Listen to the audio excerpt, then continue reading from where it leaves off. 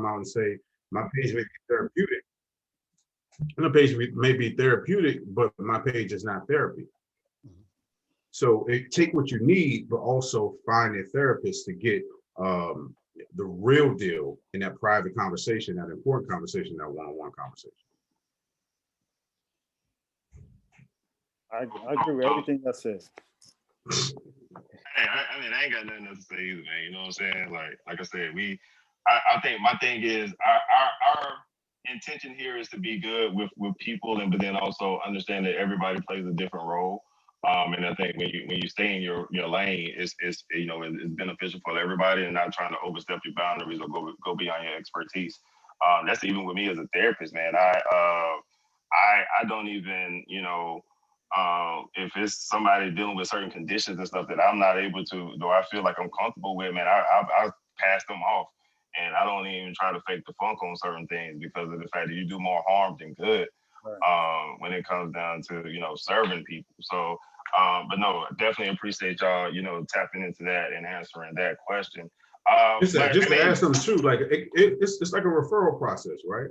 Like I love the fact that people are talking about it, but let's direct them to the profession, right? And that doesn't take away anything that you're capable of doing, but that's a segue, right? We can still hold hands in this process. Nobody's outshining another person because there's enough help out there for everybody. Right. So it's no problem to say, you know what, I can only do but so much. Like I got coaches who send me stuff for the clinical stuff. I might send something over to a coach because they might be able to do those 1, 2, 3 steps. But let's get down to the root where I can get the underlying stuff, and we can all eat. I'm not eating off your plate because it's enough food for everybody. Big facts, big facts. I like the part there, Shay said, kind of about his own social media, right? Is that I think even though we are therapists, when we do post something, that's kind of clinically adjacent on our Instagram page, on social media, that stuff is probably in generalities, not specific to you. Like you said, take what you can get, but I'm not talking to you. It may feel like it, but I'm not. And so kind of having that distinction when it comes up for that stuff, like as you're looking at some of our content and we're in a social media space like on Instagram or whatever, that we're speaking in generalities. We can't really fine tune the message to your specific kind of situation. And whereas in therapy, that's what you would get, somebody addressing exactly specifically what's going on with you and providing you kind of tailored, unique support. And I think the last piece I wanted to say was a little bit of psychoeducation is not all therapists, do the same thing. So like how Rwenshaun was saying, is that you go to a doctor, you usually get referred out to a specialist. If something's wrong with your feet, you go to a podiatrist or whatever. Your general practitioner doesn't kind of handle that stuff. Same thing with therapists. Like I don't work with kids, so I'm not going to be treating with kids. You might say, oh, well, you're a therapist, so I've got like a 7-year-old. It's like, yeah, nah, I'm not the person for you. There's somebody who's more expert or well trained than I am. Right. Seem like I don't work with grief. That's just not my area, so I'll refer somebody else. But the thing is, I enjoy social media posting is about psychoeducation because that is a form of being aware and informed, right? But it's not therapy. It doesn't replace therapy. It's just about having some knowledge base, but also to go to a therapist to get more information about it. So, I appreciate that we have this platform and to be able to have these conversations and give them, the folks information. But it's just like a segue into, something deeper. Definitely. And I guess with that being said, man, I appreciate you all educating everybody about, the differences between, what we do and what other people may do. And then also we also have differences within our own expertise. But getting down to the nitty gritty, bro, man, I mean, it's been a year since we started this thing. So last year we started this thing, What's Good, Bro, because of the fact of, like I said, we check in on one another. We have a group chat and we check in just to see how each other doing. But then also see how families doing, business doing, all of these particular things. But we know last year, everything got shut down. And so with all of us in different places, man, it became very important for us to tap in with one another. But then also we wanted to show people that, Black men can actually have conversations deeper than just talking about sports, talking about girls or, whatever type of relationship that we're in. And, we can go in deep on certain stuff. So with that being said, we've been in this thing for over a year when it comes down to the pandemic and COVID. what has changed for y'all, man, over this past year? Man, all sorts of stuff for me. I am completely virtual now. Like I don't see anybody in person. And I don't see myself foresee myself kind of going back to in person. Virtual really works well for me. So this is where we are today. If you want to see Steve-Ann, it's going to be through a computer screen. And I mean, if for an increased rate, I could probably make a real in-person appearance, but you can get to good Steve-Ann Lewis, via this way. And just business is kind of skyrocketed. I think, if we're being honest, the pandemic hit a lot of people hard, and and I'm just talking about non-therapists, therapists in general. So we're human beings too and experiencing this stuff, but I don't know about you guys, but I got an influx of clients. Like I'm at capacity. I can't take on new people. And I think that's been kind of true for a lot of, Black therapists, and especially Black male therapists, just really maxed out. Like there aren't enough of us to really support everybody else. So for me, that's just kind of it's been like one big level up in adjustment, but it's good. It fits who I am and like my personality. Nice. Yeah. And go follow his page. You're trying to get him to 10K. That part. That's nice. That's nice, Steve-Ann. Yeah. Love it. Leveling up during a pandemic. Right. Black Go ahead, therapist. Me? Yeah. No, and same old family. Family's doing good. I've been low key. Oh, I passed my LCSW. That's right. I was like, yo, what's up? Like, yes, sir. And that's huge. When one wins, we all win, bro. Because I was really stressed about that. So I passed my LC. The iPhone keep on thinking, locking. Yeah, iPhones, man. No, because activity. There's no activity. No, I don't. Oh yeah. I forgot how we talking. I forgot how we talking. When they go idle. Yeah. So so past the LCSW exam. I launched. I don't think I had. Did I have Arron talks? No, I started that. No, when I started that. Around the same time, June 25th. So yeah, podcast and I've really been chilling. Not a truck. A whole lot. You got the Lamborghini truck. What kind of truck was it? He did get a new car. He got an eight-door Lamborghini truck. It's only one. I have a family mobile. I have 2 kids and a dog.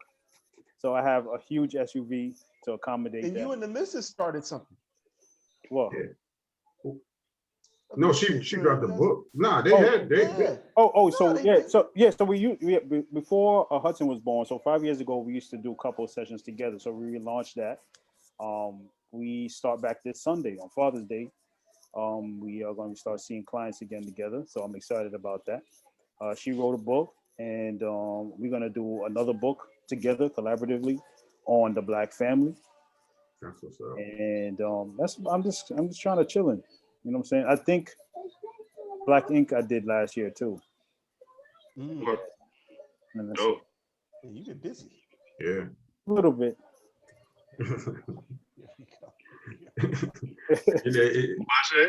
Steve-Ann's the one that checks us in the chat. We were talking about that earlier today when we try to minimize our success and the things that we're doing. Steve-Ann was like, nah, speak your truth, bro. 100%. Yeah. For me, of course, I got married last August. So we talked since then, but we've launched Arron Love Alliance. We got a conference coming up in August. I expanded my business. I hired 3 clinicians in my practice. Like y'all said, I knew I couldn't handle everybody. So I have someone who tackles grief. She's amazing. I have someone who likes to talk to strictly men in the older population. He's amazing. And I have someone who likes to talk to men and emotions. He also talks to the LGBTQI population. He's amazing. So it's just been a great situation. I'm about to hire a Spanish-speaking clinician as well. So being able to cover the whole gamut, and so I can back off some because I want to focus strictly on couples. That's just been amazing. So and it's just been other speaking gigs and different things. It's transitioning to the corporate the bag is a little bit different. Mhm. So that's been amazing. So my wife and I, we just been doing all types of stuff. My son turned 16. So that was been adjustment. Yeah, Right. he turned 16. Right. Let me Yeah, write this one turned down. 16. We're gonna touch on that one, bro. 16. Yeah. So yeah, I think that's for me. Just a lot of stuff has been happening. It's just amazing. Like all the blessings that have just been happening. So yeah, that's me. That's what's up. Well, I mean, I guess similar to the fellas, man, everybody's been, this has been a busy time for therapists, just in general. And so, we've been able to, turn it into, great business in certain ways. But I would guess I'm gonna go on the opposite end of that when it comes down to what's been going on with me this year. You know, when the pandemic hit, we are helpers. So a lot of times when people started to flock towards us, man, I was trying to help everybody. And people wanted appointments, and people wanted their kids being seen, or their brothers or their husbands, or all of these particular things. And I felt like it was a duty for me to help as many people that reached out to me, man. But then that led to a burnout real quick. And we know that as therapists, that we supposed to create those boundaries and stuff. But I mean, at the time we're in a global crisis, so you feel like you got to step up. And sometimes I felt guilty for not being able to see certain people. But then also at other times I was just like, yo, I ain't got nothing to give. And so me learning to establish those boundaries even more became something that was crucial for me, especially like I had to end up y'all know my backstory as far as being diagnosed and everything. So I had to end up switching up my meds and getting calibrated on that. I talked to the fellas in here about that, you know what I'm saying, and just the side effects that came with that, just switching those meds and stuff up. But they definitely were a support system for me to be able to bounce things off of, and me understanding certain aspects of how I needed to make adjustments to those things. So I would say now, my meds are good. I mean, I'm in a great place. But then also just, coming into my own and being able to really learn myself even more throughout different adversities, but then also, being able to, learn and continue to grow. So I think this was a time period for that for me. But then also as you continue to, push forward, man, us growing as men, also us growing as brothers, and then also us being able to learn how to effectively communicate in different aspects was something that I would think major happened for me over this last year. Yeah. I'm not going to let you get out of here without talking about what's going on with the PhD program. We had to sit down and such. Come on, bro. Yeah. Nah, yeah. Go ahead and talk about it, bro. I mean, I'm with it. Like, that's what we're here for. Yeah, I mean, my dude finished all of his coursework in a PhD program while still running a full-time business, which encompasses doing therapy, running the youth stress, doing the, I think he did a few virtual kind of coloring nights or whatever, and then still like doing your speaking stuff. So like you've been hustling, doing all that while getting another degree. And staying in shape. Yeah. Right. Oh, see, I ain't got no excuse. Yeah. I just got angry. Now I don't even want to talk about this dude anymore. Yeah, he on MT. What was you on? You was on somewhere taking your clothes off. No, he had on no.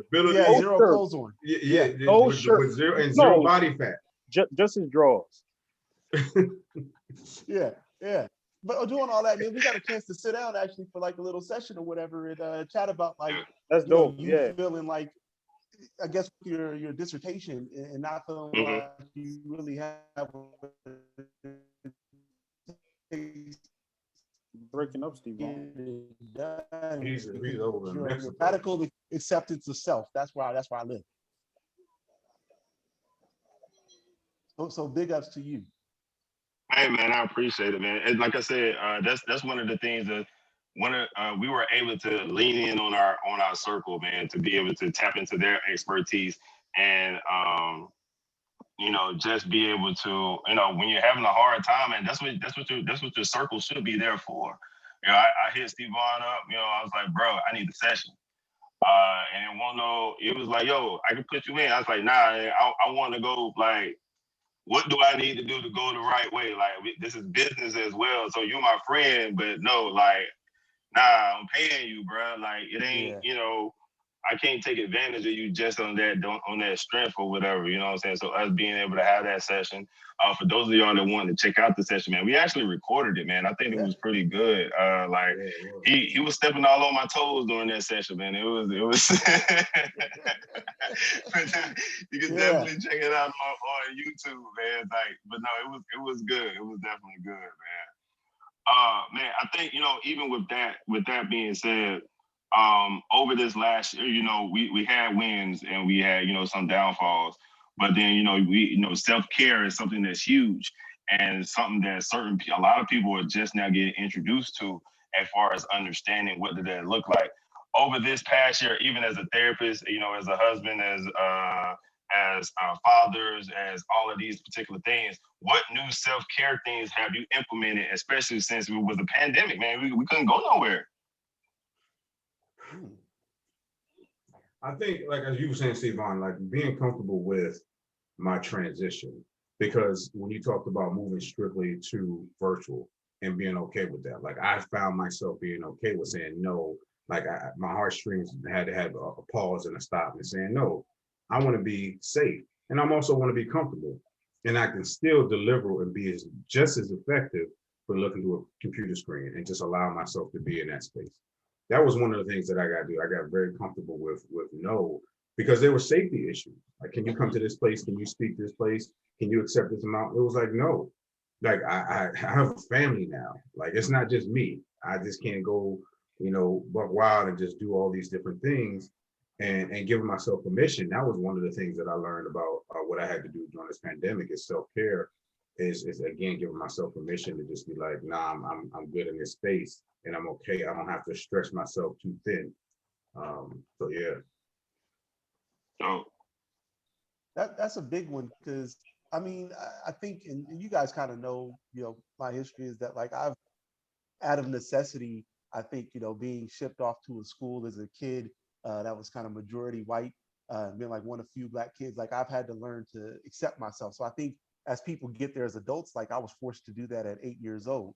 But what it's done is, like, it's helped me to be okay, to be at that place of like, hey, when I'm doing something for Stevon, then I have to be selfish and be okay with that. As long as it's not kind of negatively impacting others around me, then I got to move how I need to move to be, take care of me. And so I think I've been that way for a minute. And I think during the pandemic, what I did more of was probably riding my bike a bit more, like without, on the. You breaking up some, bro, every once in a while. I'm That's why we breaking up. couldn't hear you. My bad. Yeah, that's that luxury. Nah. Maybe talk with your arm up and get get the antenna. Luxury Wi-Fi. Nah, is this better? Am I back? Yeah. Yeah, you're back. Yeah, you're good. Okay. Yeah. Yeah. No, I was saying I've been on the bike, but I said I don't look like Rwenshaun without the shirt, but I could do something pretty good on the bike. Yeah. But leaning into myself is I was rambling on about doing that. That's about it. I remember, and I want to say, because the last time we was talking about the whole bib situation.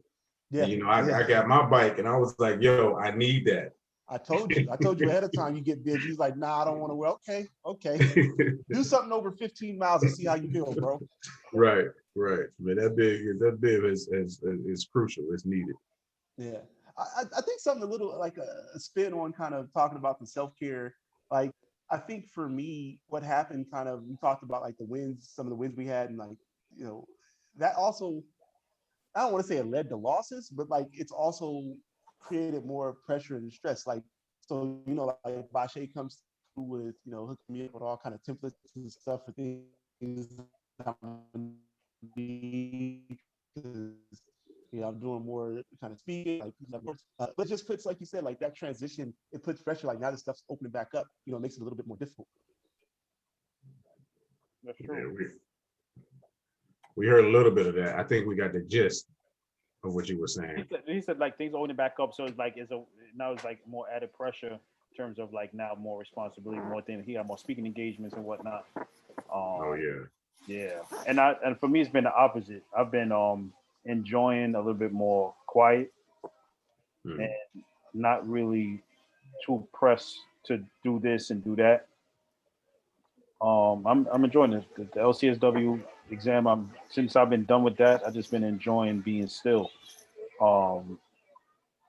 If I've stopped taking on new clients, and I'm happy with that, with who I have. And I wish I could help everybody, but I can't.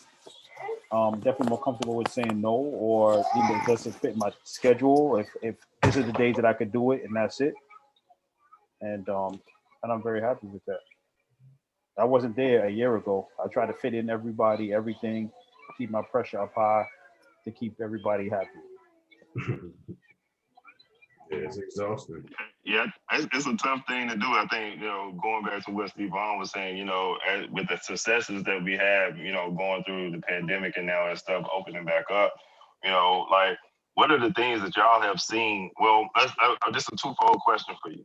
So, as personally, as stuff open back up, what are your feelings and emotions towards things opening back up? But then also, and how you're going to move when it comes down to family and stuff. But then also as a clinician, what things have you noticed that, with their clients and stuff that, those certain things that they've been dealing with and certain things, certain suggestions you would give for them as, because anxiety levels are going to be high right now when people are opening back up. Because I know right now, if I go out, I'm still looking at people side-eyed if they ain't got a mask on, whether they're vaccinated or not. What up, kid? Whether they vaccinated or not, you know what I'm saying? So, like, for me, I'm still real careful about all of those particular things. So, what are your thoughts and feelings about that? So I'm gonna start because one thing is that I didn't realize I've been a germaphobe. And the mask was the last missing piece that I needed. now life is complete. You don't have to worry about bad breath no more. I don't have to worry about smelling everybody's colognes and whatnot. I've always been a thing with like sneezing and coughing. So a lot of these things that I really had anxiety about, now I don't have to worry about with the mask and stuff like that. So COVID restrictions have been lifted in New York, but not for Arron Muller because I'm still on COVID. So I ain't lift them yet. Y'all can lift them all y'all want. Still wearing my mask, still doing all of that stuff because it just revealed to me how contagious we are.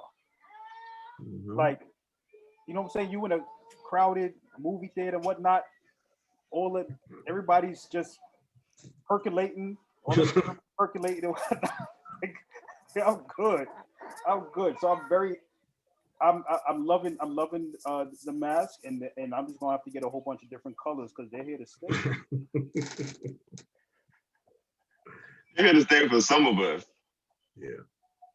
I know, because my wife said she went to Home Depot today, and everybody's just having a grand time without masks. Absolutely not. You know what I'm saying? So. I experienced that like 2 months ago or last month when I went down to Tennessee to speak at graduation. Like nobody had on masks. And I was like, you got honored. Oh, how you forget about that? Yeah, I just thought about that. Yeah, right. Yeah, my boy, you got an honor, man. Yeah.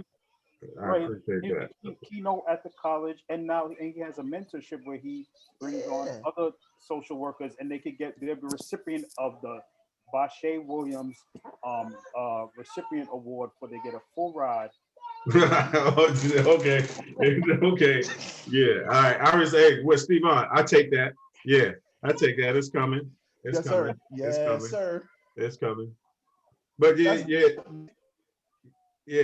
but that was dope. Being inducted into the Hall of Fame when initially my thought process that I would be there for sports, but getting the achievement in academics and just lifetime, whatever that is, it was dope. But going down there, my wife and I, it was like nostalgia because that was the first time experiencing anxiety, right? That's when I literally was supposed to go meet with the coach, and I had an anxiety attack, and then I called my mother. I was like, I'm ready to go home, and caught a 12-hour bus ride from Tennessee back to Maryland, and was just like, I don't want to play basketball no more because I didn't understand what anxiety was. Like I couldn't shake it. It wasn't just the butterflies before the game that it gets you, amped and ready to play. It just kept going and going and going. And I didn't realize it was the environment in addition to the performance that was needed and desired and expected.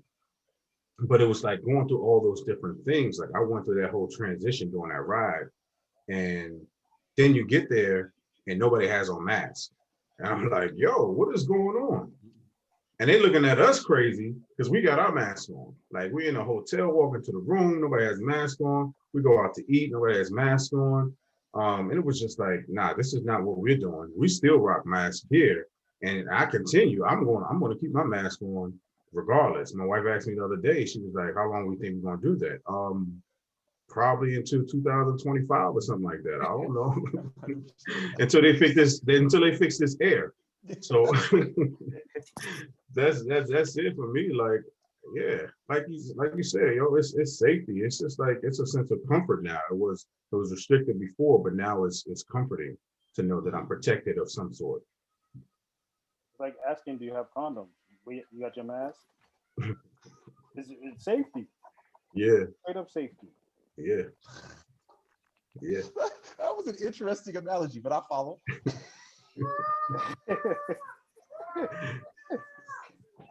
Oh wow, Arron! I tell you, like every time, like you see, he has these one-liners that he comes. He's like, where did you find that, bro? It's Maz asking for like condoms. Like what? Who's doing that? It is. Ain't that something you asked?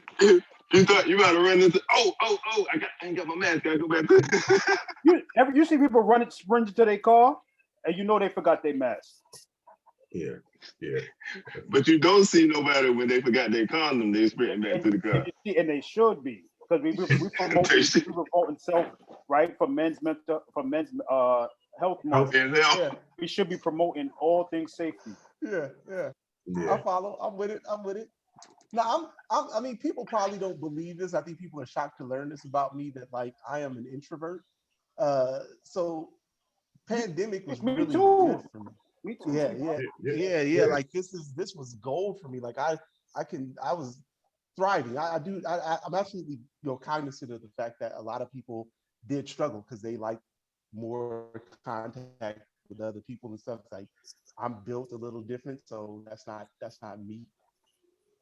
Right. What's the difference between introvert and shy? I'm nervous about it opening back up, like for the same reasons. Me, I think the way I define it, like introvert is more or less, even if I know you, I don't want to be around a bunch of people I know, right? Like I'm much more. Okay, so I'm not an introvert then. Okay, you just when you meet somebody. So just shy then. Yeah. Yeah, I guess so. I don't know what you are actually. Thanks for the clarification. Well, I'm telling you the clarification. Based off of your definition, you know them, but you want to be around them. I don't know how it operates. That's how I define it. Yeah. But I'm nervous for the same reasons as you guys. Like, I mean, I'm here in Mexico now, but June 15th, California opened back up, and I'm like not really looking forward to all of that. Like people are going to be out there, and I'm just going to kind of continue to be in my little space and do my own thing.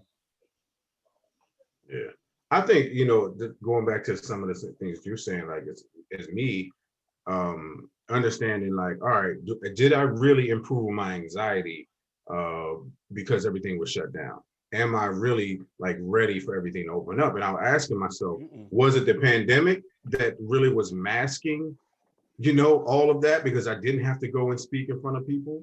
Or was it, or did I really do the work that I needed to do to be prepared to be back up and speaking in front of crowds and stuff like that?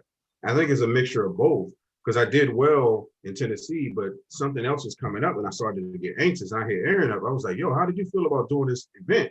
And he was like, I was good. I was like, man, I was kind of anxious about it. Like, but I realized we're leaving tomorrow, so there's a whole bunch of other stuff going on too. But I also didn't tell you that I have this great anxiety medication that I take for speaking engagements that helps me. I can't. What happened? Is that mine? Nah, it was Stevon. I think it's Stevon in Russia. I can hear you. Okay. Yeah, you do. I hear everybody. Yeah. So yeah, but you gotta like you have other things going on too. So I think on top of that is like you want to make sure that you're ready for your departure and all the other stuff. So I think that had a lot to do with it too. Yeah, yeah. But I was wondering that too, like with some of my clients I work with, because I think like you told about the difference between shy and being an introvert. I think part of that is being an ambivert, right? So you're able to come out and speak when you need, but you still need to replenish by yourself. Like you prefer, like you'll be good in spaces, but then you prefer to be by yourself. But you're able to function in both. But there's a level of anxiousness when you go into new spaces, you're around new people, like how am I showing up with them? Like that feeds into the imposter syndrome, that feeds into identity. What am I supposed to do in this space? Are people expecting me to be the person that they see online? Are they expecting me to be the person, the life of the party? Whatever those things is, those starts to be kind of managed when we go into, just new territory. What's the threshold for that? Like introvert to ambivert? So I think an ambivert is the middle. Like the extrovert is the person that just loves to be outside. That's where they get the energy, right? They thrive off being around other people. And the introvert is supposed to be the total opposite, the person that they've replenished by themselves. They prefer to be by themselves. The ambivert is able to manage both. One might be higher than the other at one particular time, but they don't really feel deficient in either side of it. So I can operate in both, but I prefer to be alone. Mm-hmm. Yeah. So what does that make me? Ambivert. Okay. I want to know what I got.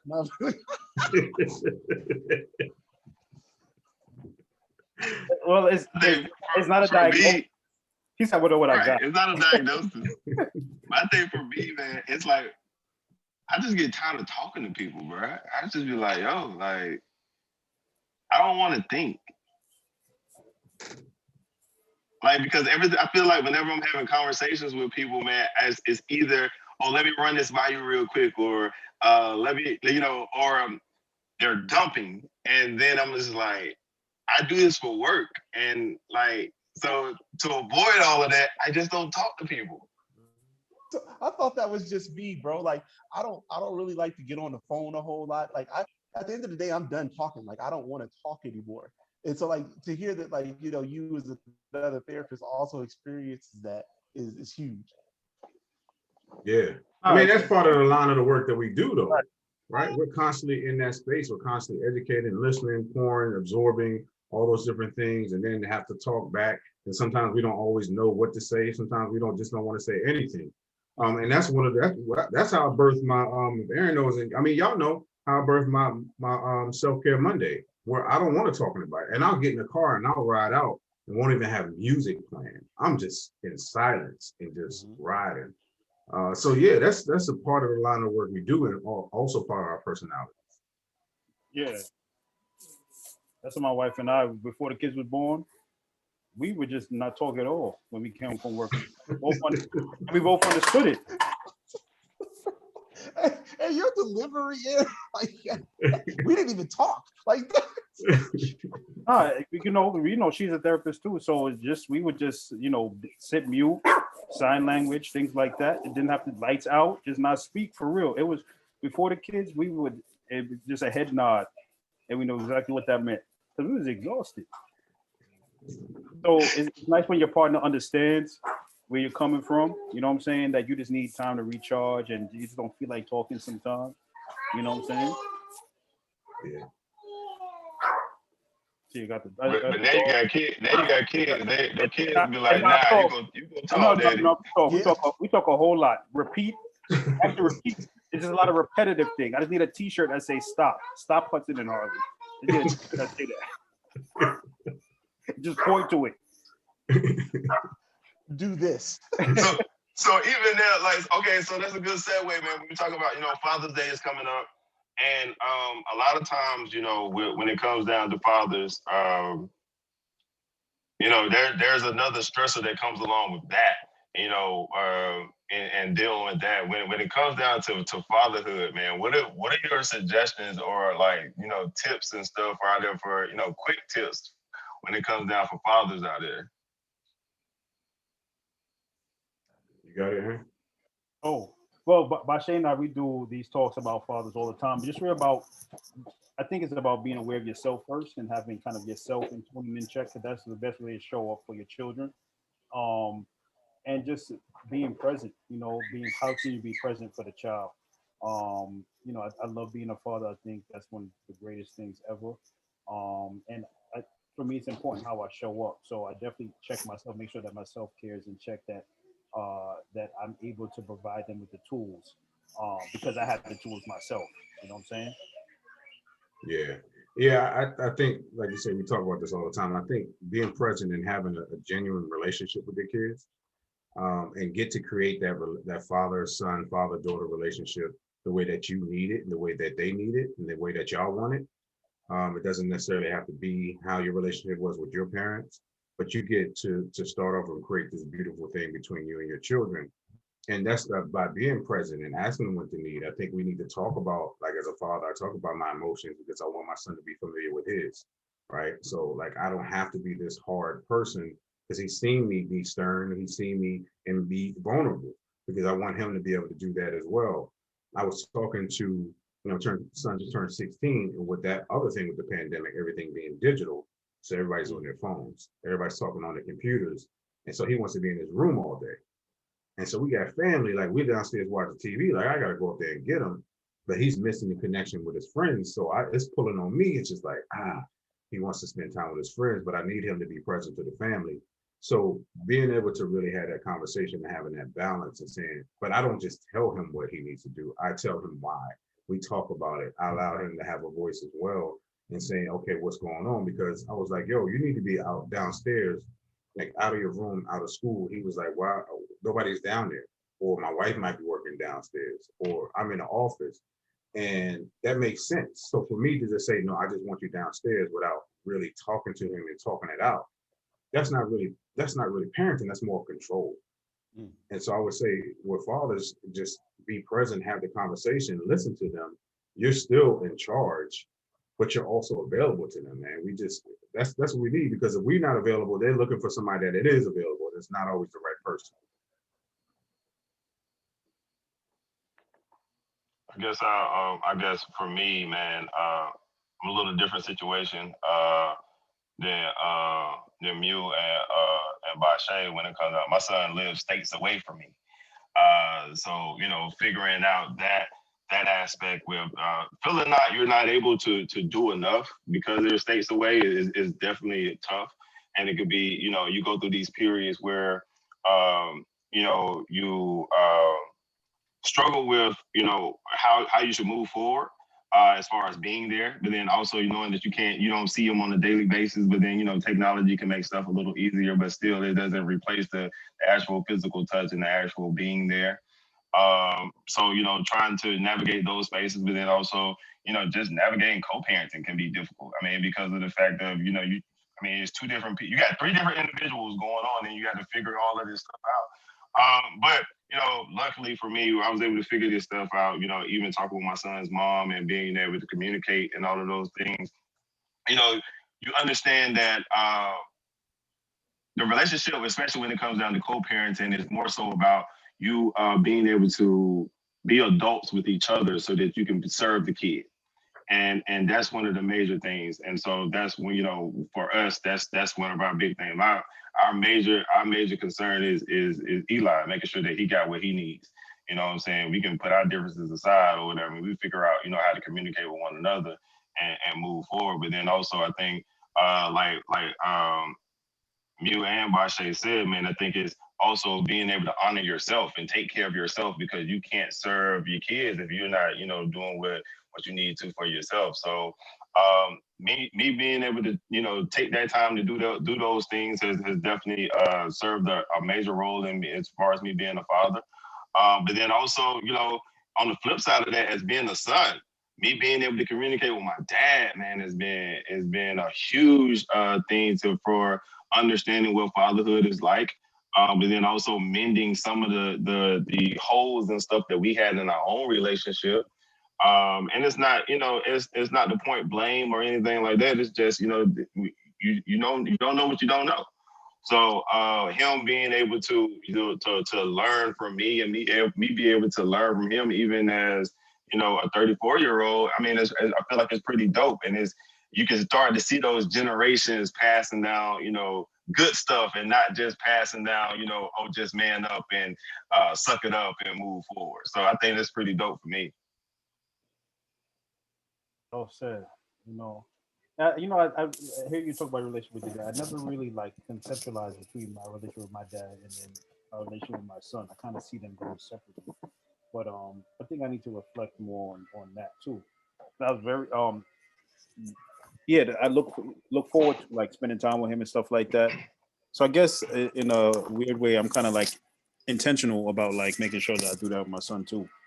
So the interesting part about that, Mew, is the thing. Like for me, I took my son to my parents' house last year, and when I took him down there, I just watching my dad play with him, man. Like he lights up, and so like that's the part of my dad I never really seen. You know what I'm saying? Because when you're that age, you don't remember certain things like that. But then as I got older, we used to butt heads, and so just to see him do that. But then also when we were about to leave,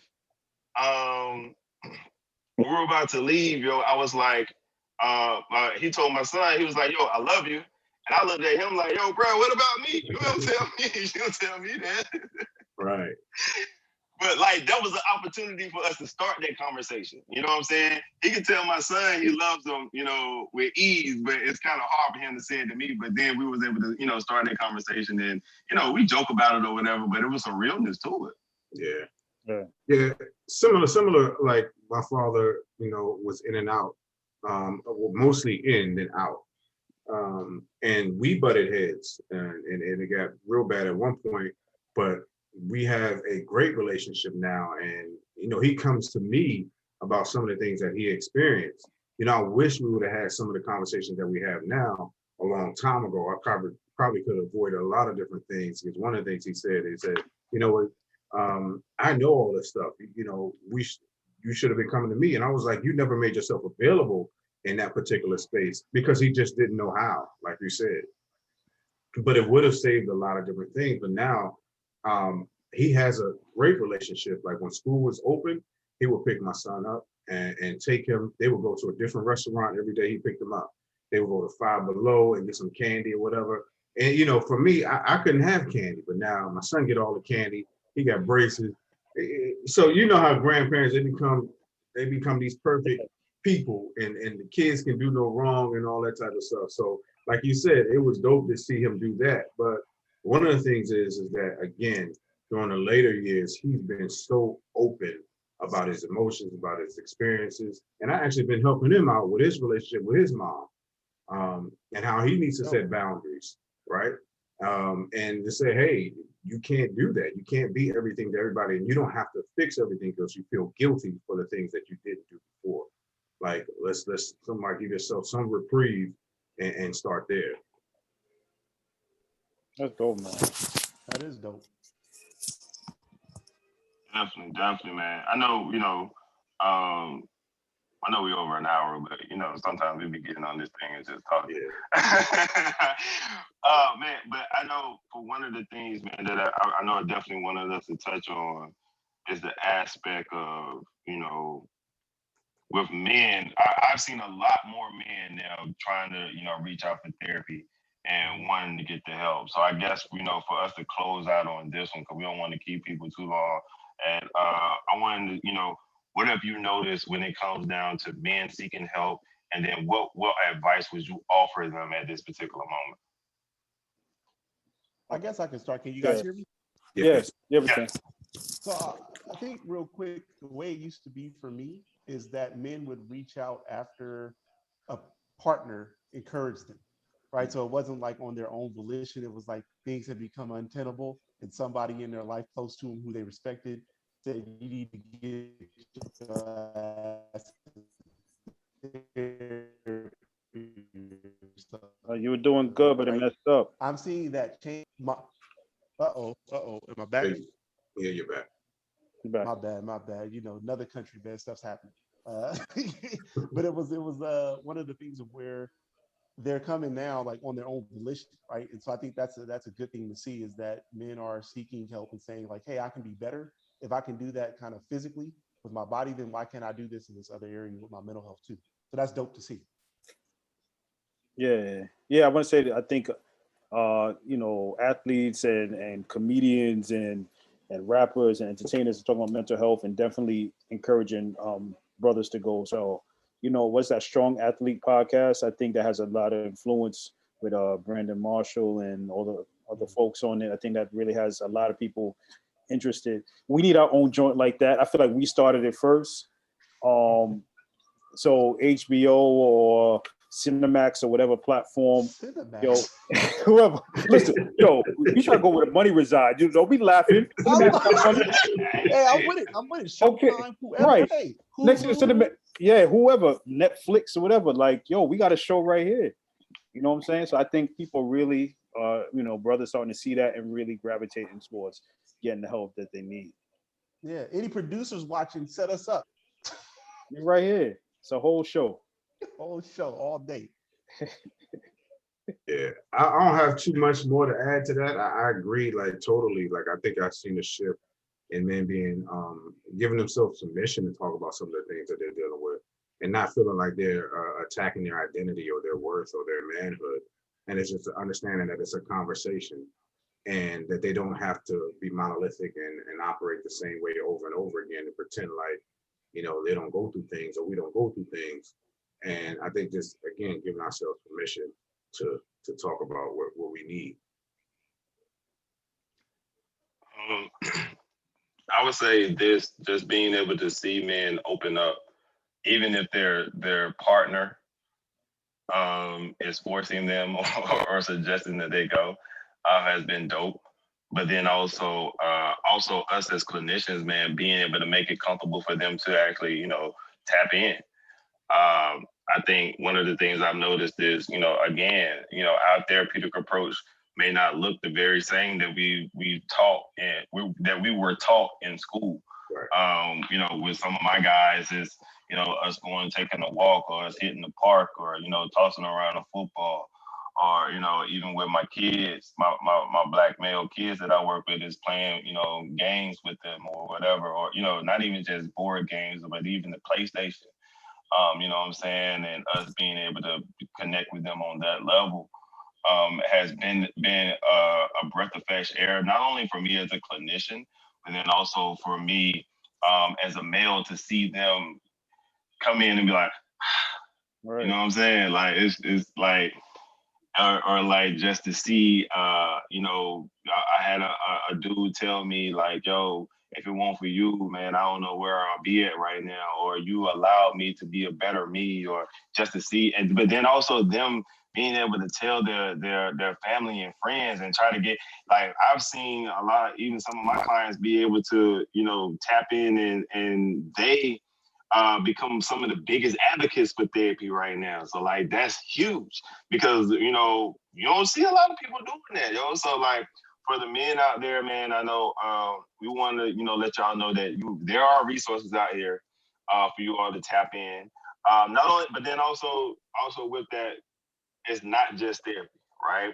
So you have different aspects that you can tap into. So for me, over this past year too, I became a Reiki practitioner. So for those of y'all don't know about what Reiki is, it's more so understanding the chakras and understanding energy healing and all of those things. So I, became one of those people, and I'm turning into a hippie. You can find me in the park with my feet in the grass and doing some grounding techniques and meditation and all of this stuff right now. but it's in addition to my medicine, in addition to me going to therapy, is in addition to all of these things. Like those are the things that help us heal, especially for me. It makes me feel more connected to my roots and more connected to just the things that, you know, I've lost touch with over generations and generations because that was stripped from us, from our people. So that's something, you know, that I'm starting to learn even more about as well. But no, like, so there are different avenues, man, but please tap into it and, you know, get the help that you need, man. You don't hold on to it. Absolutely. And I love that people are starting to shift in terms of the shame that come with the therapy. I was having a session with a couple. They were on vacation with their family, and they was like, "Mama, want to say hi to my therapist?" And and I was like, "Hey," so like the whole family came and said, "What's up?" So I love that people are like embracing therapy and not ashamed to talk. You know, to acknowledge that they have a therapist. You know what I'm saying? So that's really, really dope. So we about to wrap. My in-laws is here from Jamaica. Yeah, we family time. We gotta have boundaries, y'all. So I mean, I enjoyed it. he We gotta do hadn't this seen his again. in-laws. Yeah. He hadn't seen his in-laws in almost 2 years, so it's a blessing to have them in from Jamaica. You know, I know Steve Vaughn. He got to go take care of his family needs too, because he's out of the country, Right. y'all. So we appreciate Oh, you just thank even, you for that. tapping in with us. Right, he's on holiday and came in. The holiday, yeah. Now Yo, this is on our way back up, so. All right, brother. Hey, but look, no, before we go, man, anything that y'all want to drop, anything, tell people before we close out. So Arron Talks, Therapy Out in the Open on Spotify and Apple Podcasts. And stay tuned for What's Good, Bro, on your TV screen real soon. Hey, speak it, claim it, bro. Absolutely. So we got, my wife and I got Win Love Alliance weekend virtual experience. It's virtual and in person for a select few, and that's August 13th through 15th right here in Maryland, District Heights, Maryland. So go get your ticket. The tickets are on sale until the end of the month. I still got my book, Dear Future Wife. I got my podcast that I drop randomly at my own speed, own time. But there's always something on there that a lot of men can relate to. So check that out. And that's Be Uncut. It stands for Bashe Uncut. And just be on, I'm on the gram. Catch me on the gram. Yeah, I'm saying Go ahead, both Steve. if you can hear me. I'm saying both if you can hear me. Yeah, Instagram. That's where I put most of my updates and all the stuff got going on, working on some imposter syndrome stuff. So we'll see. Yeah, go follow Steve on. Just get him the 10K. Tell a friend to tell a friend, and then tell that friend to tell a friend. That's right. Appreciate it. We need that swipe up. Rwenshaun, what about you? For me, man, of course, the book and the journal, they're still available. But then also, this one thing. Oh, fellas, one thing we forgot, fellas. It's Pride Month, man, and that's something that we wanted to definitely touch on, man, and let people know that we are allies when it comes down to working with the Pride community. I'm doing even more to learn more about how to serve in those spaces. So next Monday, I'm actually doing a Instagram live with my homeboy Mario Javon, and we're gonna do a Why You Stressing Pride. We're going to talk about the stresses that come along with being a queer male. And just different things that he goes through, especially as a leader in the community, but then certain things for him being able to take care of himself in those spaces. So that's coming up next Monday at I think it's at 8 p.m. Yeah, 8 p.m. Follow all of our social medias just to see the different things that we have coming up. I know next month I'm doing the Eustace in Color in Dallas. So be on the lookout for that info. Me and my homeboy DJ Nightcrawler. But then outside of that, man, you continue to follow us, continue to check in, tap in. You need help, please feel free. Don't always rely on DMs. Y'all can send us an email to our business accounts. Because that will probably be the best way to get in contact with us. But nah, man, I don't have anything else. Fellas, man, I love y'all. Love y'all too, man. Love you too, bro. We gotta do this in person one day. You go ahead and take care of your fam, man, and I'll see y'all later. I see All y'all. right, y'all. All right. Always a pleasure, fellas. Sir. Yes, sir.